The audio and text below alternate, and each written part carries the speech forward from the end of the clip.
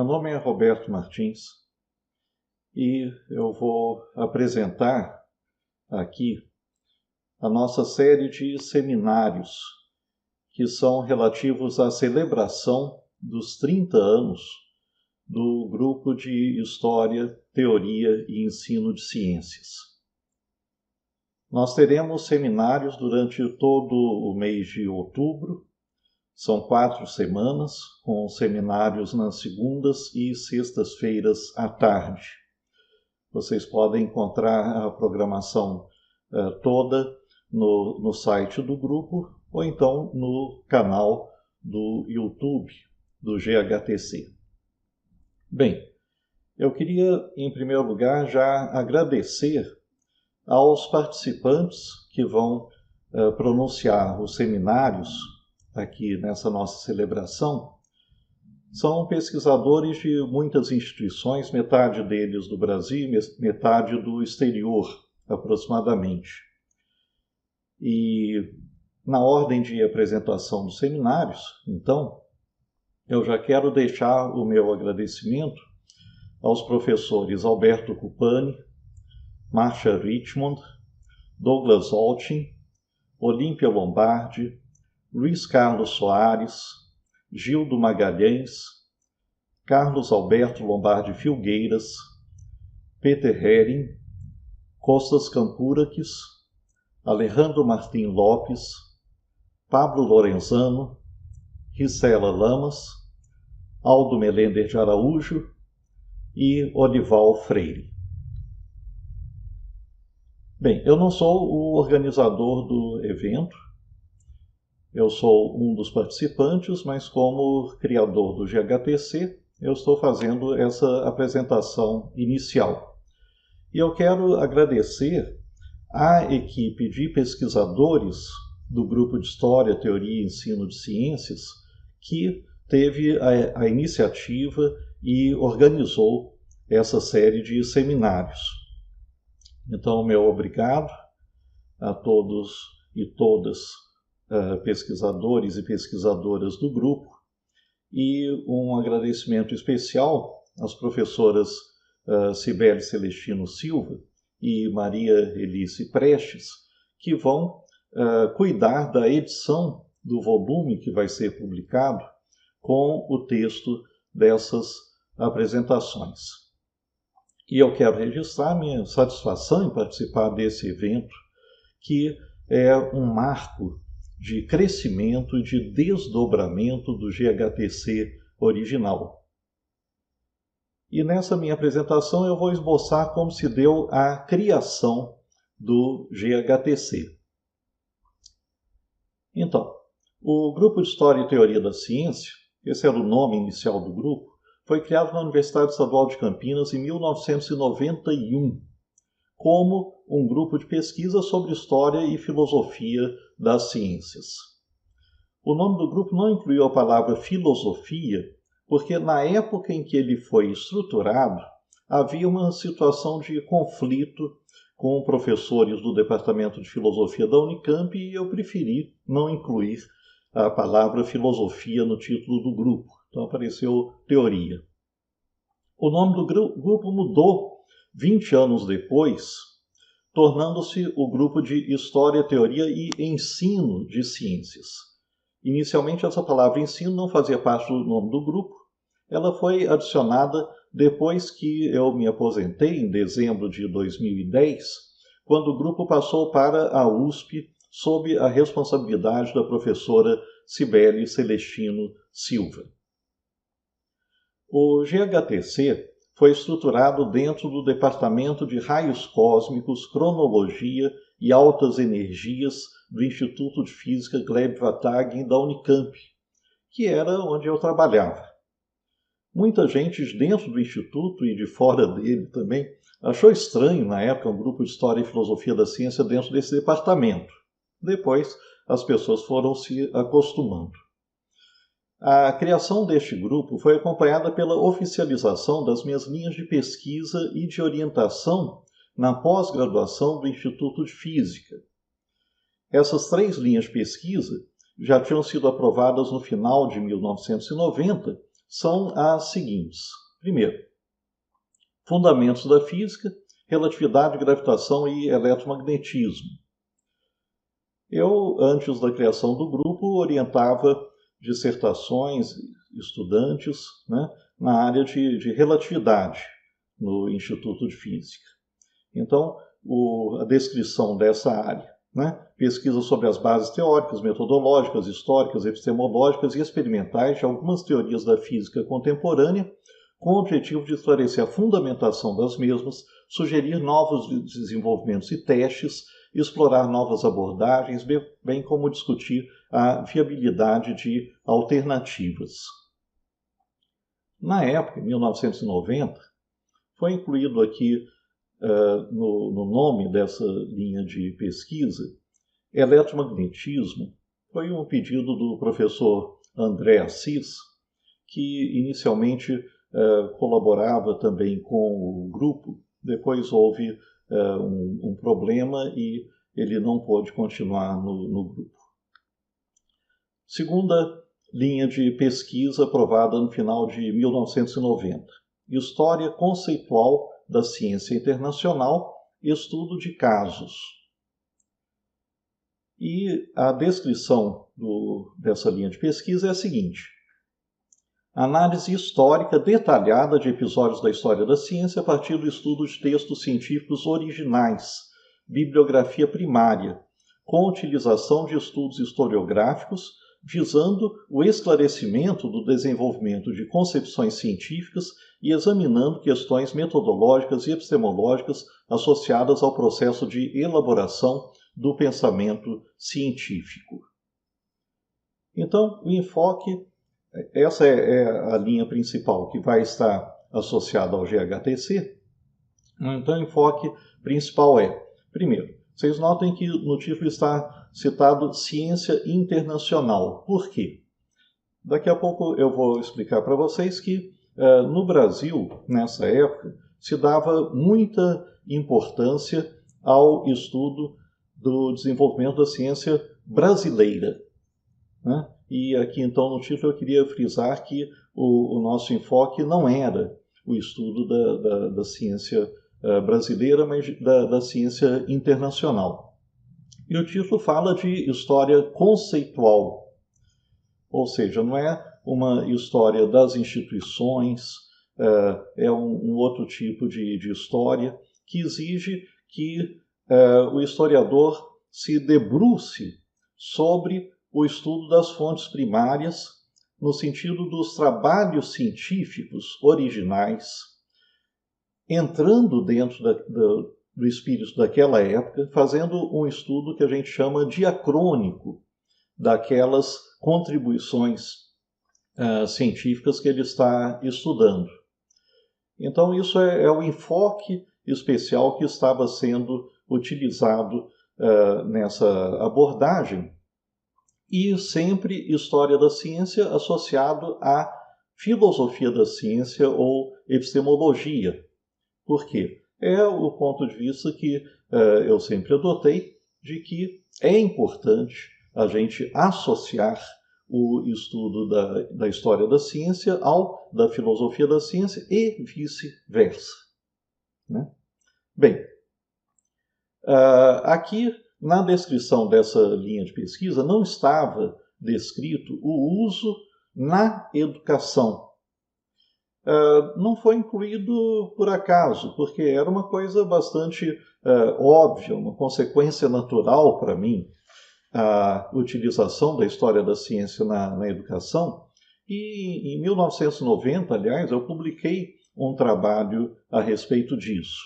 Então não é que isso não tinha sido pensado, não estava contemplado, mas realmente não apareceu dentro da descrição dessa linha de pesquisa.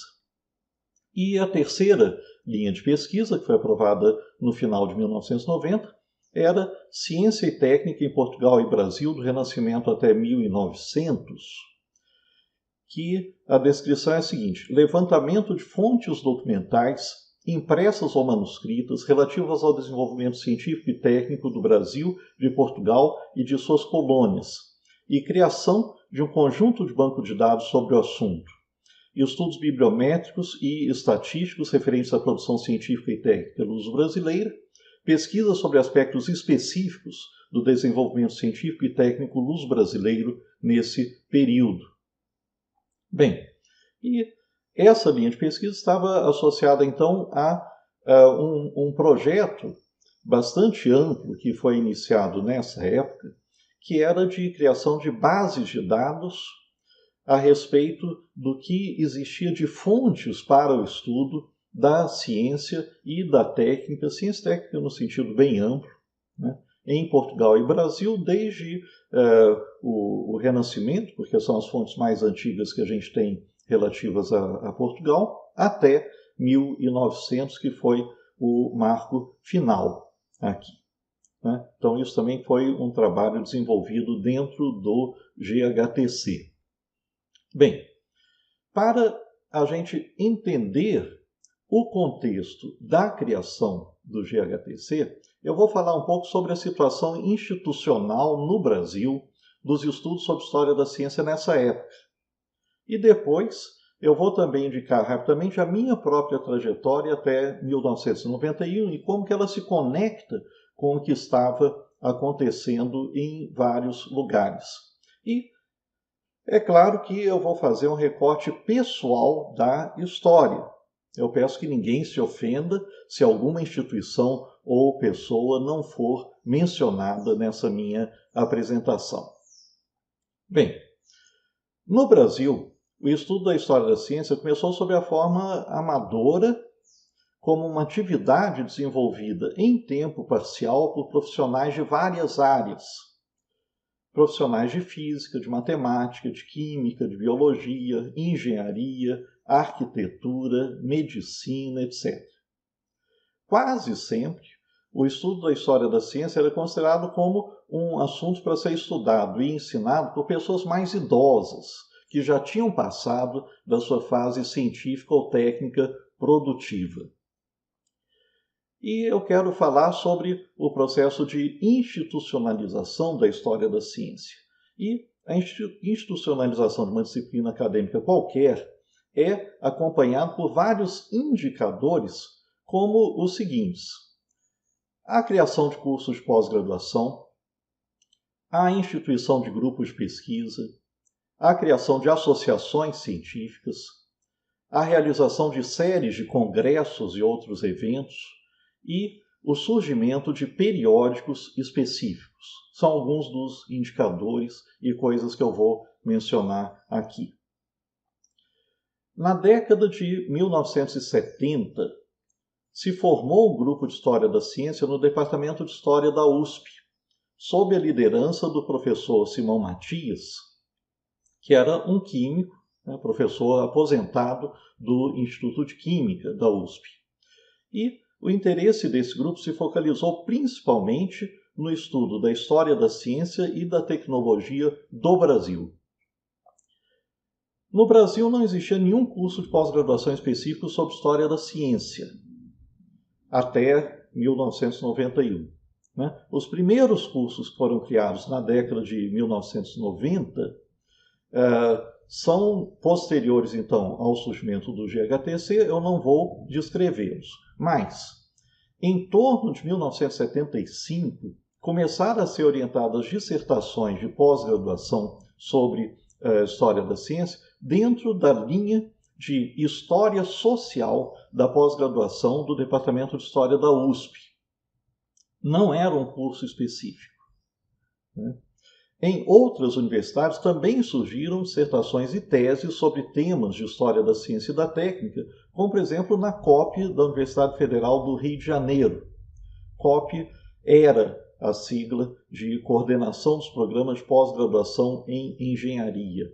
Depois, a COP adquiriu outro nome. Na Unicamp, também começou uma certa movimentação a respeito desse tema. O professor Oswaldo Porchat Pereira da Silva organizou, em 1977, o Centro de Lógica, Epistemologia e História da Ciência. A sigla era CLE, porque, essencialmente, o centro começou com Lógica e Epistemologia. Então, inicialmente, né, o CLE congregava principalmente filósofos e matemáticos. Em 1978, o CLE começou a organizar encontros anuais sobre história e filosofia da ciência. E, em 1980, iniciou a publicação da revista Cadernos de História e Filosofia da Ciência, sob a direção do professor Gélico Lopariti. Essa revista aqui, esse não é o primeiro número, é um número que eu tenho aqui em casa, que tem um trabalho que eu publiquei. Mas então essa é a primeira revista brasileira que, no próprio título, menciona história da ciência. No final de 1983, foi criada a Sociedade Brasileira de História da Ciência, por iniciativa do grupo do Departamento de História da USP. Nas 3 primeiras gestões, o presidente foi o professor Simão Matias, que eu já mencionei. E a SBHC começou depois a organizar seminários nacionais de História da Ciência e da Tecnologia, que são realizados até hoje a cada 2 anos. E em 1985, iniciou um periódico, a revista da SBHC, que é essa revista daqui. Esse é um número antigo, né? A capa é diferente hoje em dia, também não é o primeiro número, né, do primeiro volume, é um número que eu tenho aqui em casa. Né? Então, essa é a segunda revista de História da Ciência criada no Brasil. E, a partir de 1985, foi iniciada uma série anual de colóquios de História da Ciência organizados pelo CLE da Unicamp. Então, vocês vejam, estão começando a surgir grupos, surgir iniciativas no sentido de publicação e de eventos. No Rio de Janeiro, foi criado o Museu de Astronomia e Ciências Afins em 1985 e, no ano seguinte, surgiu a Casa de Oswaldo Cruz, dentro do Instituto Oswaldo Cruz, onde se desenvolveu um importante grupo de História da Medicina. Em 1987, o MAST iniciou a publicação de uma outra revista de História da Ciência, essa revista aqui, Perspicillum, que infelizmente teve uma duração curta, não existe mais. Além desses grupos, havia muitas outras pessoas isoladas, espalhadas por todo o Brasil, que pesquisavam e ensinavam história das ciências. Mas a existência de pessoas isoladas não caracteriza uma institucionalização, e eu quero focalizar mais em indicadores de institucionalização. Por isso eu não vou mencionar um grande número de pessoas de Belo Horizonte, do Pará, etc., de muitos lugares. Bem, então, essa era basicamente a situação da história da ciência aqui no Brasil em 1990. Isso é o que tinha surgido até essa época. E agora eu vou descrever um pouco da minha trajetória pessoal e como eu me encaixo nesse desenvolvimento da história da ciência até a criação do GHTC em 1991. Eu não vou passar dessa data. Então, eu comecei a estudar a história da ciência, especialmente da física, da astronomia e da química, por conta própria, desde quando era estudante do ensino médio, lendo livros. Né? Quando era aluno de graduação em física na USP, eu estava bastante envolvido com história e filosofia da ciência e eu publiquei uma revista chamada Protofísica, na qual divulgava textos sobre história e filosofia da ciência. Era uma revista impressa em mimeógrafo, que era distribuída essencialmente no lugar onde eu estudava, que era o Instituto de Física da USP, e também tinha alguma penetração em outros lugares. Bem, sob o ponto de vista, vamos dizer, mais sério, né, eu comecei a lecionar uma disciplina de História da Física em 1976, quando eu me tornei professor da Universidade Federal do Paraná. Depois, eu lecionei disciplina de Evolução do Pensamento Filosófico e Científico no Departamento de Filosofia da UFPR também. E nessa mesma época eu comecei a publicar os meus primeiros artigos. Eu não tinha pós-graduação, mas eu comecei a elaborar artigos e publicar artigos no Brasil e no exterior. Em 1979, por causa dessa minha produção, eu consegui uma bolsa de produtividade em pesquisa do CNPq para desenvolver um projeto sobre história da ciência. Provavelmente a primeira bolsa nessa área concedida pelo CNPq. E eu obtive também auxílios do CNPq que me permitiam adquirir livros e fazer viagens para consultar e copiar material bibliográfico em bibliotecas de São Paulo e do Rio de Janeiro. Estava morando em Curitiba. Curitiba tinha também um bom acervo nas bibliotecas da universidade, mas São Paulo e Rio tinham muito mais material e eu precisava viajar.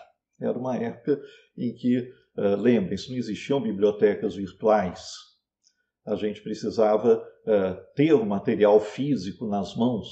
Não existia PDF também. Tinha que ter o material físico nas mãos. Então, viajava bastante e também eu conseguia muitas cópias de artigos de outras bibliotecas espalhadas pelo Brasil e do exterior, utilizando alguns serviços que eram extremamente importantes na época, como o Comut, do IBIC, Serviço de Comutação Bibliográfica Nacional, e outros recursos como a British Library Lending Service, que fornecia cópias de artigos quando a gente não conseguia encontrar aqui no Brasil.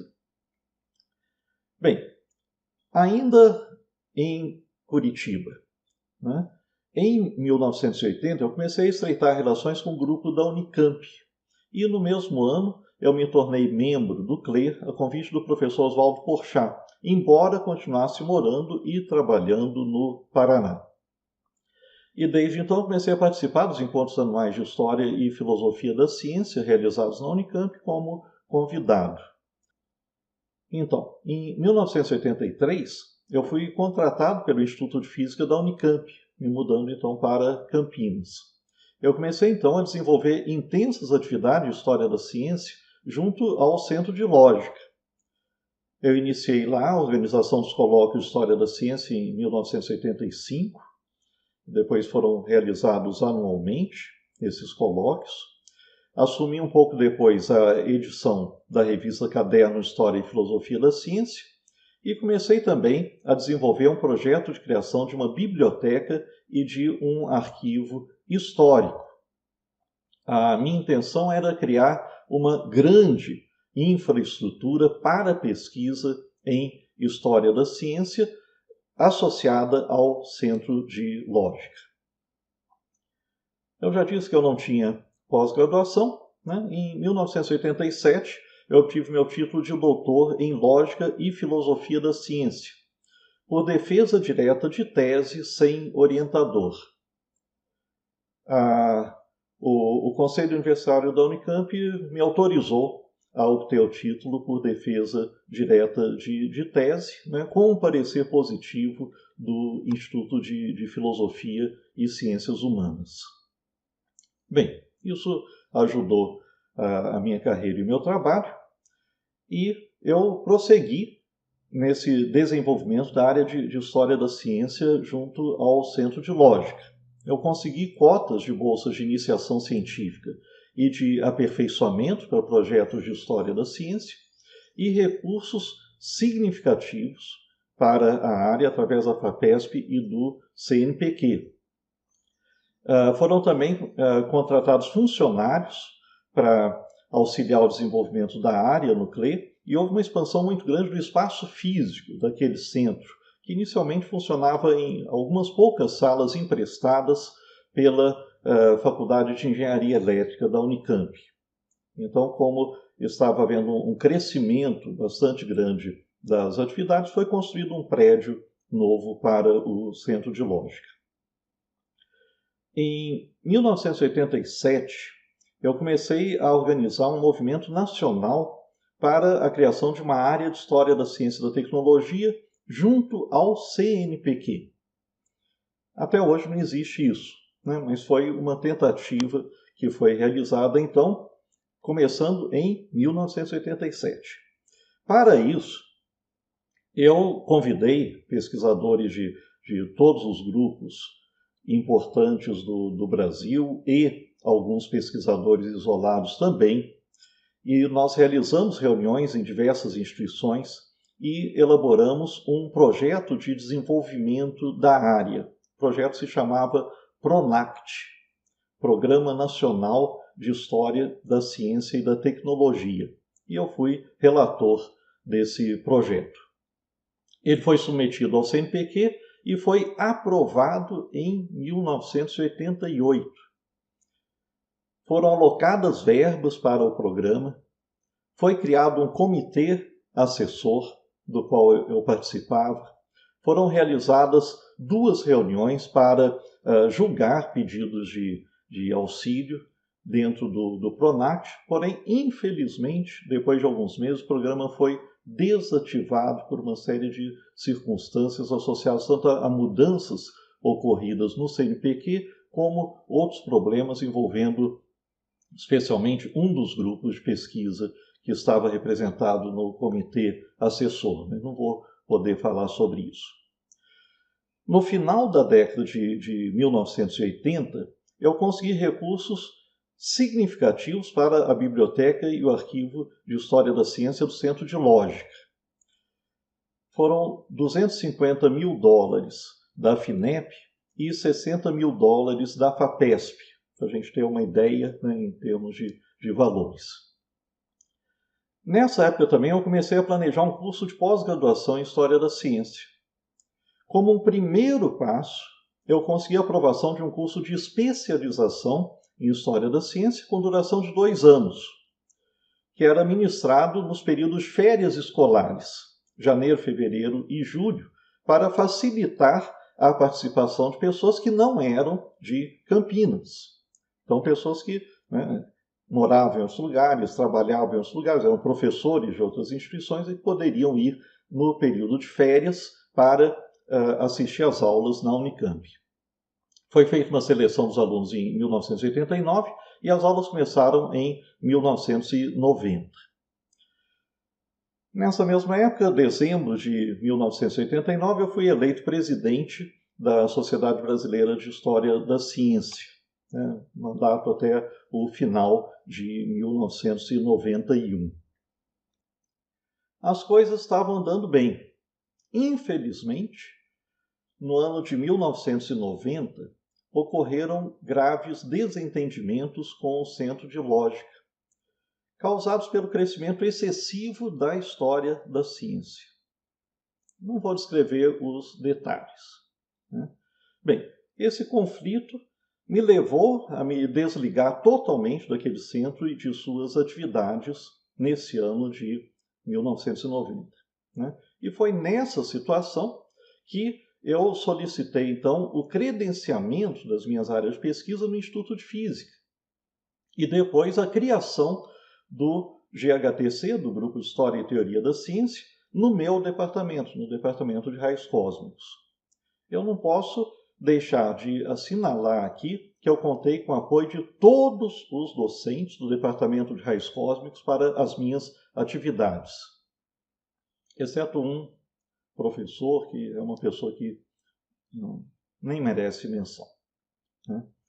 Desde 1991, eu passei então a concentrar todas as minhas atividades no Instituto de Física, continuando, no entanto, a desenvolver atividades mais amplas, como a direção da Sociedade Brasileira de História da Ciência, cuja revista havia sido interrompida e que eu reativei nesse ano.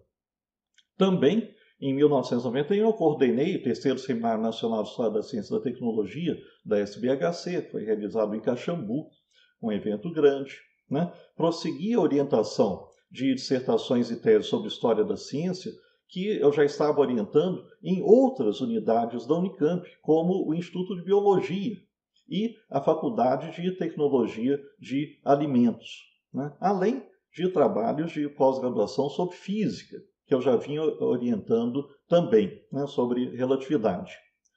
E também continuei com orientação de trabalho sobre história da ciência, dos bolsistas de iniciação científica e de aperfeiçoamento de várias unidades da Unicamp. Com a crise que ocorreu em 1990, eu contei com o apoio de todos os alunos do curso de especialização em História da Ciência e, graças à pressão deles, a reitoria da Unicamp forneceu as condições necessárias para que o curso prosseguisse e fosse concluído. A defesa das monografias ocorreu em 1992 no Instituto de Física. No entanto, como esse curso estava vinculado ao Centro de Lógica e ao Departamento de História, nunca mais foi possível abrir novas turmas. Então, existiu uma única turma desse curso de especialização. E é claro que, diante do que aconteceu, foi impossível criar o curso de pós-graduação em História da Ciência na Unicamp, que era a minha intenção original. A criação de uma grande infraestrutura para pesquisa que eu estava desenvolvendo junto ao CLE também não teve prosseguimento. Então, uma série de problemas e de derrotas, né, na minha carreira aí nesse período. Eu precisei então me voltar para um trabalho em pequena escala. E foi assim que o GHTC começou, onde eu pude realizar orientação de estudantes, realização de pesquisas individuais e pequenos projetos.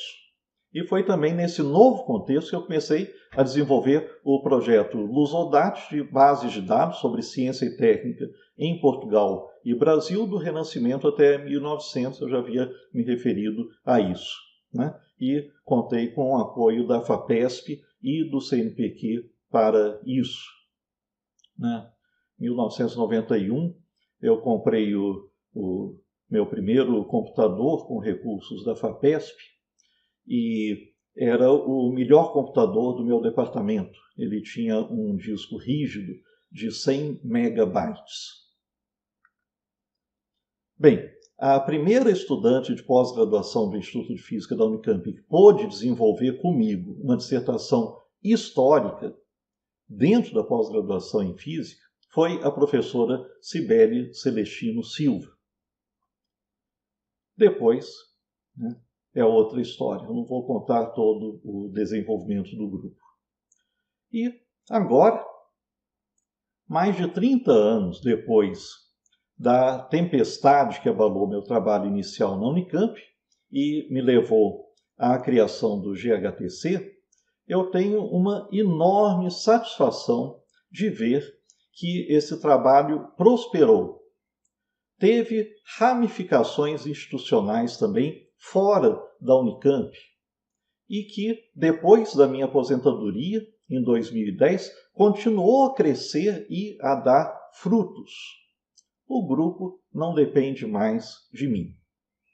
Então, eu quero agradecer muito a todas essas pessoas maravilhosas que estão levando adiante o trabalho do GHTC.